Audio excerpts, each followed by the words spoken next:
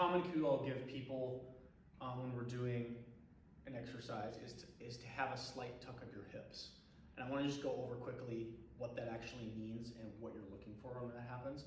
A lot of times we'll cue a slight tuck of your hips to get us into a little bit better stacked position of our ribs and our pelvis, meaning our ribs and pelvis are facing each other and an overall neutral position that should free up some space at the hips and at the shoulders to get a little bit more motion happening there and help us spread the load out a little bit more evenly throughout joints, muscles, tissues, stuff like that. A lot of times what people think I mean is they think I mean to tuck my butt underneath. That is not what I'm going for. Don't take one extreme and then bring it to the other. This is a very, very subtle, small motion, and you can basically tell you're doing it by how it feels over how it looks. So all I'm kind of looking for as I do this, again, soft knees, feel all my foot contacts.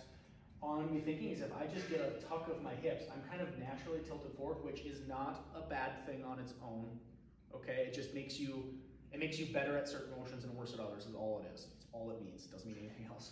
But sometimes to get access to different motions, what I'll have you do is get a little tuck of your hips. So soft knees, full foot contacts, and it's literally this. That is it. It's that small of a motion. If you feel yourself get shorter, you are either pushing your hips forward too far or you're tucking too far. That's an easy way to tell. So staying nice, tall, relaxed, feel my full foot contacts. Now I'm just going to very slightly start to tuck that back underneath. And as soon as I start to feel like I want to do this, that's gone too far. Now I'm over tucking, okay? So I need to come back, reset, and slowly move the same thing once I feel like I kind of reach the end of that, like right there. That's perfect. I should still feel like I'm nice and tall. I actually just feel like upper hamstrings engage a little bit and my glutes turn on a little bit. That's about all I feel.